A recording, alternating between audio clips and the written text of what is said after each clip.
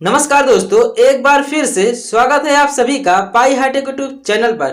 दोस्तों, आप सभी लोगों ने वोल्टेज और फ्रीक्वेंसी का नाम तो सुना ही होगा और यहाँ तक आप ये भी जानते होंगे कि हमारे भारत देश में सिंगल फेज सप्लाई की फ्रीक्वेंसी 50 हर्ट्ज तथा वोल्टेज 230 वोल्ट होता है। लेकिन दोस्तों, क्या आप सभी लोगों ने कभी यह सोचा है कि अमेरिका, ब्रिटेन, इंग्लैंड, जापान जैसे इतने उन्नत राष्ट्र में वोल्टेज और फ्रीक्वेंसी कितनी होती होगी? अगर नहीं सोचा है तो इस वीडियो के अंत तक जरूर बने रहिए। इस वीडियो में हम आप सभी लोगों को अलग अलग कंट्रीज के फ्रीक्वेंसी और सिंगल फेज वोल्टेज को बताने वाले हैं। तो बिना देर किए हुए चलिए हम वीडियो को स्टार्ट करते हैं।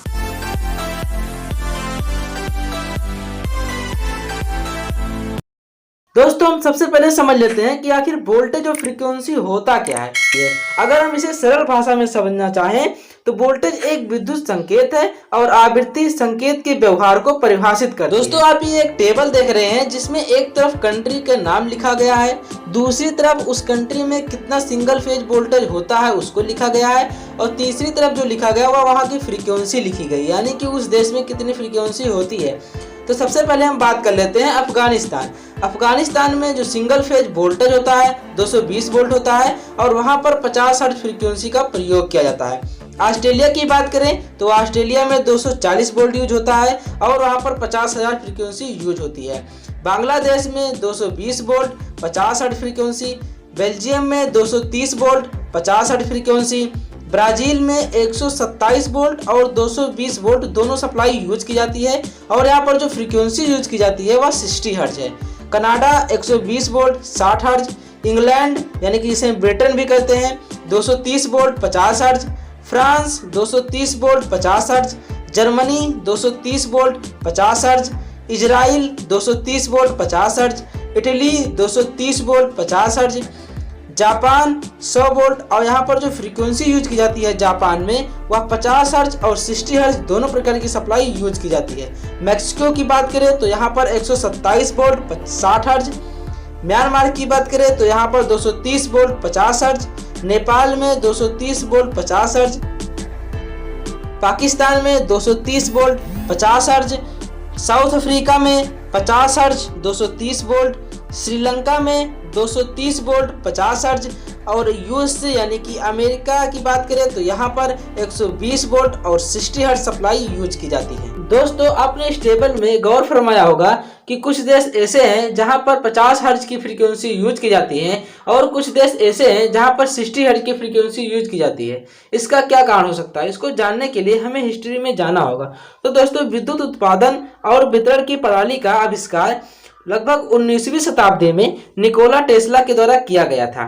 उन्होंने कई सावधानी पूर्वक गणना और माप किया और पाया कि जो 60 हर्ट्ज की सप्लाई है पैदा करने के लिए सबसे अच्छी आवृत्ति और लगभग उन्हीं के टाइम पर यानी कि 19वीं शताब्दी में ही थॉमस एडिसन नामक वैज्ञानिक ने डीसी सप्लाई की खोज की जो कि 0 फ्रीक्वेंसी पर चलती थी और जो उसका वोल्टेज था वह 110 वोल्ट था। तो उस समय दोनों प्रकार के वैज्ञानिकों में थोड़ा कंट्रोवर्सी था कि कौन सी सप्लाई अच्छी है, यानी कि हमें डीसी सप्लाई यूज करना चाहिए या फिर एसी सप्लाई यूज करना चाहिए, कौन सी सप्लाई बेटर है। तो बहुत सारी कंट्रोवर्सी के बाद यह फाइनल हुआ कि जो एसी सप्लाई है यानी कि जिसको निकोला टेस्ला ने खोजा था 60 हर्ट्ज वाली सप्लाई, इसी को पूरे अमेरिका में यूज करना चाहिए क्योंकि उस समय जो बल्ब थे वो 60 हर्ट्ज वाली फ्रीक्वेंसी पर अच्छे से ग्लो होते थे। लेकिन अब आपके मन में एक क्वेश्चन जरूर उठता होगा कि आखिर भारत में 50 हर्ट्ज की फ्रीक्वेंसी कैसे आई? तो दोस्तों, वर्ल्ड वार के समय क्या हुआ कि वर्ल्ड वार के समय पूरा वर्ल्ड 2 गुटों में बट गया था। तो जो अमेरिका वाला गुट था यानी कि अमेरिका की तरफ जो कंट्री थे उन्होंने डिसाइड किया कि वो जो अमेरिका फ्रीक्वेंसी यूज कर रहे हैं वही फ्रीक्वेंसी वो लोग भी यूज करेंगे। लेकिन जो अमेरिका के विपक्ष वाले गुट थे उन्होंने डिसाइड किया कि जो अमेरिका फ्रीक्वेंसी और वोल्टेज यूज कर रहा है उससे हम डिफरेंट यूज करेंगे। तो इसीलिए जो अलग गुट थे यानी कि जिसमें ब्रिटेन शामिल था, जिसमें जापान शामिल था, उन्होंने डिसाइड किया कि हम 50 हर्ट्ज की फ्रीक्वेंसी यूज करेंगे।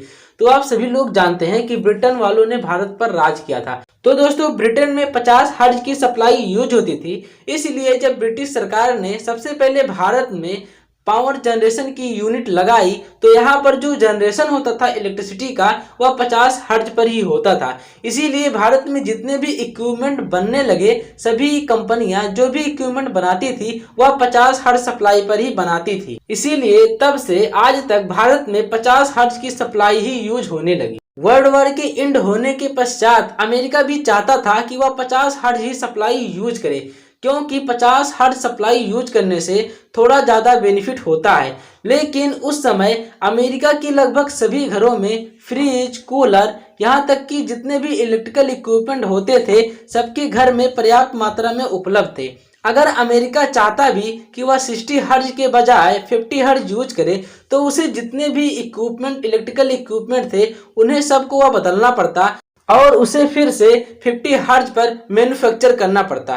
तो यह इकोनॉमिकल अगर देखा जाए तो बहुत ही एक्सपेंसिव हो जाता। तो दोस्तों यही कारण है जिसकी वजह से अमेरिका 60 हर्ट्ज और भारत 50 हर्ट्ज फ्रीक्वेंसी का यूज करता है। दोस्तों लास्ट में मैं आप सभी लोगों से एक क्वेश्चन पूछना चाहता हूं, क्योंकि अगर आप लोगों ने इस वीडियो को अच्छे से देखा है तो आप इसका आंसर दे लेंगे। वह क्वेश्चन है, क्या 50 हर्ट्ज वाली मोटर को 60 हर्ट्ज पर चलाया जा सकता है? मुझे आशा है कि आप सभी लोग इस क्वेश्चन का आंसर मुझे कमेंट बॉक्स में जरूर देंगे।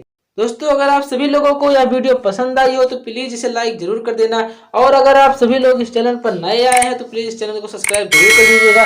वीडियो देखने के लिए धन्यवाद।